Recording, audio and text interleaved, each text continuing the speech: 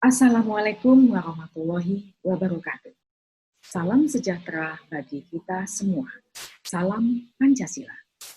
Adik-adik mahasiswa yang Ibu banggakan, pada hari ini kita bertemu kembali dalam mata kuliah Pendidikan Pancasila. Dan pada pertemuan kedua ini, kita akan membahas mengenai dinamika dan tantangan pendidikan Pancasila bersama saya, Erni Juliana Al-Hasanah Nasution. Ada 3 pokok bahasan yang akan kita bahas. Yang pertama adalah mengenai dinamika pendidikan Pancasila. Yang kedua, mengenai tantangan yang dihadapi dalam pendidikan Pancasila. Dan yang ketiga, mengenai esensi dan urgensi pendidikan Pancasila. Kita akan mulai dengan dinamika pendidikan Pancasila. Ya, kalau kita lihat dalam Kamus Besar Bahasa Indonesia, kata dinamika itu bisa diartikan sebagai tenaga yang menggerakkan. Bisa juga dikatakan sebagai sebuah semangat. Ya, sehingga dinamika pendidikan Pancasila bisa kita katakan sebagai gerakan, ya, atau semangat yang secara terus-menerus, ya, yang diupayakan, yang menimbulkan perubahan dalam tata pendidikan nasional kita, khususnya yang terkait dengan pendidikan Pancasila. Sebagaimana diketahui, pendidikan Pancasila itu mengalami pasang surut dalam pengimplementasiannya. Apabila kita telusuri secara historis, upaya pembudayaan atau pewarisan nilai-nilai Pancasila tersebut secara konsisten telah dilakukan sejak awal kemerdekaan sampai dengan sekarang. Namun, bentuk dan intensitasnya yang berbeda dari zaman ke zaman.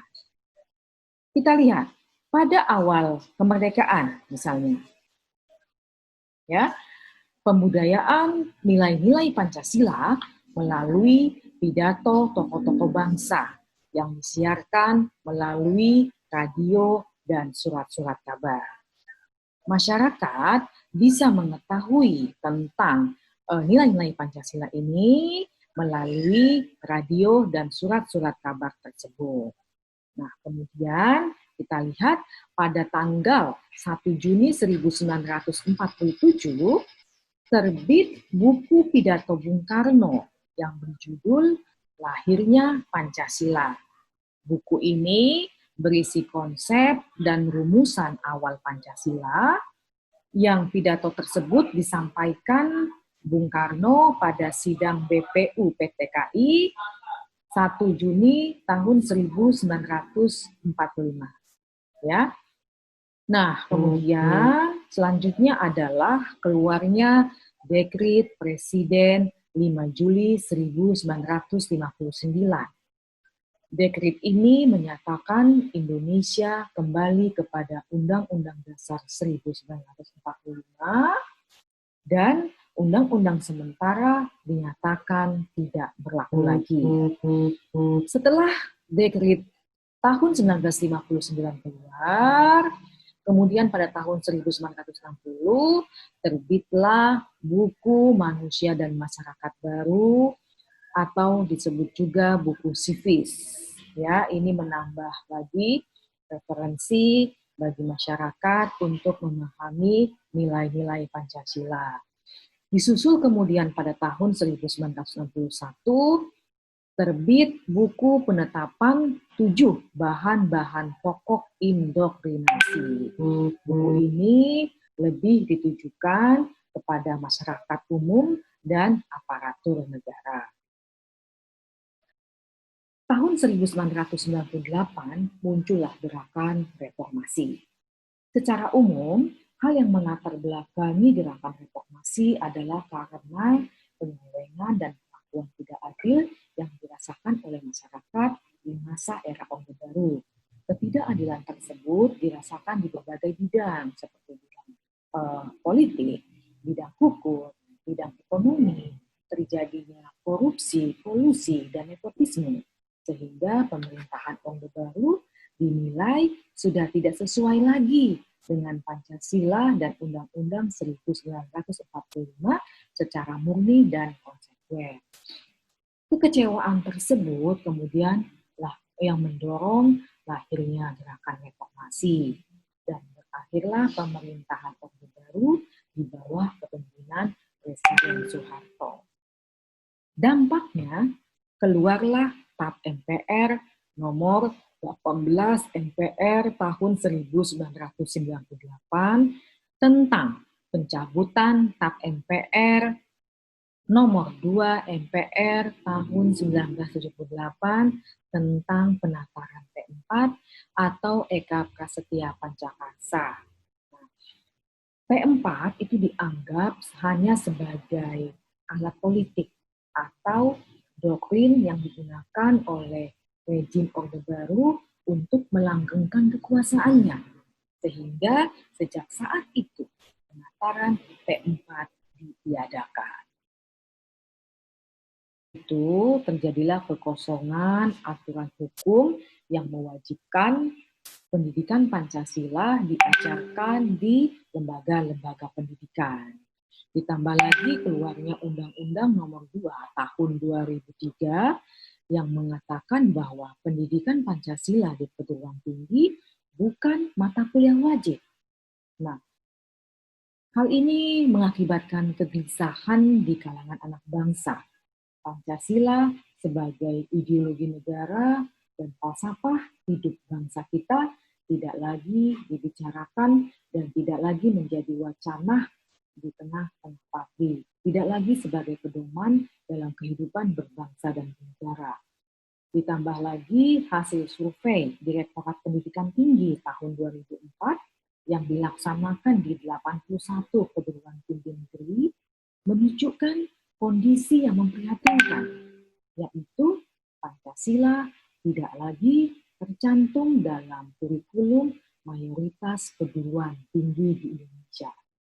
Kenyataan ini sangat mengkhawatirkan karena perguruan tinggi merupakan wahana pembina calon-calon pemimpin bangsa, generasi penerus bangsa ini di kemudian hari. Nah, kemudian diadakanlah seminar-seminar, diadakanlah diskusi-diskusi, sampai kemudian keluarlah surat edaran Dirjen Dikti tahun 2011, di mana berdasarkan kajian yang dilakukan, merekomendasikan pendidikan Pancasila dilaksanakan di perguruan tinggi sebanyak 2 SKS secara terpisah, atau bisa juga dilaksanakan di perguruan tinggi bersama-sama dengan mata kuliah pendidikan kewarganegaraan dengan bobot minimal 3 SKS. Selanjutnya, untuk memperkuat kembali pendidikan Pancasila ini menjadi pendidikan yang wajib dilaksanakan di institusi pendidikan, khususnya perguruan tinggi, maka keluarlah Undang-Undang Nomor 12 Tahun 2012 tentang pendidikan tinggi yang mengatakan bahwa Pancasila wajib dimuat dalam kurikulum pendidikan tinggi. Nah, selanjutnya kita akan masuk ke pokok bahasan yang kedua, yaitu mengenai tantangan pendidikan Pancasila.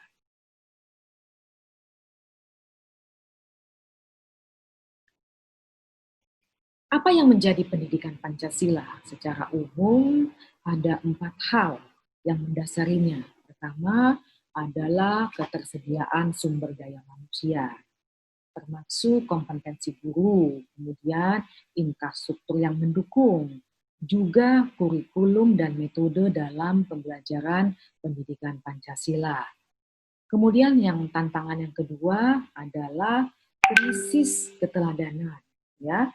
Kita lihat bahwa terjadi perilaku yang menyimpang yang dilakukan oleh masyarakat kita di tengah-tengah masyarakat saat ini. Kemudian korupsi dan nepotisme juga masih tinggi angkanya, ditambah lagi dengan tingkat kriminalitas yang juga tinggi, dan juga kasus-kasus lain seperti pelecehan seksual dan lain-lain. Ini sangat mengkhawatirkan kita dalam hal terkait dengan kurangnya keteladanan yang bisa dicontoh oleh anak-anak bangsa. Tantangan pendidikan yang ketiga adalah gaya hidup hedonistik di dalam masyarakat. Gaya hidup hedonistik ini adalah gaya hidup yang konsumtif, ya, mencari kesenangan sendiri, gaya hidup yang bermegah-megah, ya, sehingga dirasakan gaya hidup ini juga kurang berempati terhadap masyarakat lain dan juga lingkungannya. Dan tantangan yang terakhir adalah globalisasi. Kita tahu bahwa globalisasi ini membuat dunia seakan tanpa batas, ya. Suatu kondisi di mana perbedaan jarak dan letak geografis bukan lagi penghalang, ya, bagi kita untuk berkomunikasi. Nah, itu merupakan tantangan-tantangan yang dihadapi dalam pendidikan Pancasila saat ini. Hal ini juga diperkuat oleh pidato B.J. Habibie yang disampaikan pada hari lahirnya Pancasila tanggal 1 Juni 2011 yang masih relevan dengan kondisi sekarang. Ketika itu B.J. Habibie bahkan mempertanyakan, di manakah Pancasila kini? Gitu ya. Hal ini karena sejak reformasi 1998, Pancasila itu seolah-olah tenggelam dalam pusaran sejarah masa lalu yang dianggap tidak lagi relevan untuk disertakan dalam dialektika reformasi. Ya, Pancasila seolah hilang dari memori kolektif bangsa. Pancasila semakin jarang diucapkan, dikutip, dan dibahas baik dalam konteks kehidupan ketatanegaraan, kebangsaan, maupun kemasyarakatan. Menurut B.J. Habibie, mengapa hal itu terjadi? Disebabkan oleh beberapa hal. Pertama, terjadinya proses globalisasi di dalam segala aspek kehidupan. Kemudian, perkembangan gagasan hak asasi manusia yang tidak diimbangi dengan kewajiban asasi manusia, gitu ya. Gagasan HAM tidak diimbangi dengan KAM, ya. Hak asasi manusia kurang diimbangi dengan kewajiban asasi manusia. Kemudian, hal yang ketiga menurut B.J. Habibie adalah karena lonjakan pemanfaatan teknologi informasi oleh masyarakat, di mana informasi menjadi kekuatan yang amat berpengaruh dalam berbagai aspek kehidupan, tapi juga rentan terhadap manipulasi informasi dengan segala dampaknya, termasuk hoax yang selama ini merajalela menghiasi ruang publik kita, belum bisa kita kendalikan, ya. Pidato B.J. Habibie ini bisa diakses di alamat website di bawah ini. Selanjutnya, Megawati Soekarno Putri dalam pidato kebangsaannya pada momentum yang sama, yaitu hari lahirnya Pancasila 1 Juni 2011, mengatakan bahwa tidak ada bangsa yang besar jika tidak bertumpu pada ideologi yang mengakar pada nurani rakyatnya. Konsep Trisakti yang diungkapkan oleh Bung Karno bisa menjadi jawaban permasalahan bangsa ini menurutnya, yaitu berdaulat secara politik, berdikari secara ekonomi, dan berkepribadian dalam kebudayaan. Memudarnya Pancasila di mata dan hati sanubari rakyatnya sendiri telah berakibat jelas, yakni negeri ini kehilangan orientasi, jati diri, dan harapan. Tanpa harapan, negeri ini akan sulit menjadi bangsa yang besar, karena harapan adalah satu kekuatan yang mampu memelihara daya juang sebuah bangsa. Harapan yang dibangun dari sebuah ideologi akan menjadi kekuatan yang maha dahsyat bagi sebuah bangsa Dan harapan merupakan pelita besar dalam jati dirinya. Dan tanpa itu, kita akan terus membicarakan Pancasila tanpa mampu membumikan dan melaksanakannya. Demikian yang disampaikan oleh Megawati Soekarno Putri dalam pidato kebangsaannya, yang selengkapnya bisa diakses pada web di bawah ini.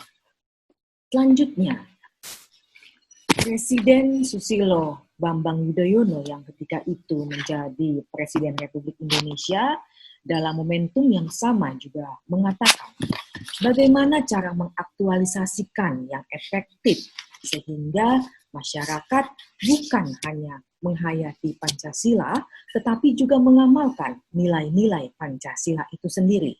Dan dalam pidatonya SBY menyatakan ada 3 hal yang bisa dilakukan, yaitu melalui edukasi, melalui sosialisasi, dan melalui keteladanan. Bisa diakses di link YouTube di bawah ini. Selanjutnya kita akan berbicara mengenai pokok bahasan yang ketiga, yaitu mengenai esensi dan urgensi pendidikan Pancasila. Pada pertemuan pertama, Ibu sudah mengungkapkan pengertian daripada mata kuliah pendidikan Pancasila, yaitu merupakan sebuah usaha sadar dan terencana untuk mengembangkan knowledge, attitude, dan skill mahasiswa sebagai calon pemimpin bangsa dalam membangun jiwa profesionalitasnya. Dan selanjutnya diharapkan mampu memberikan kontribusi yang konkret dengan menjadikan nilai-nilai Pancasila sebagai kaidah penuntun, guidance principle untuk menjadi warga negara yang baik atau good citizen. Dan Undang-Undang Nomor 12 Tahun 2012 tentang Pendidikan Tinggi pada ayat 35.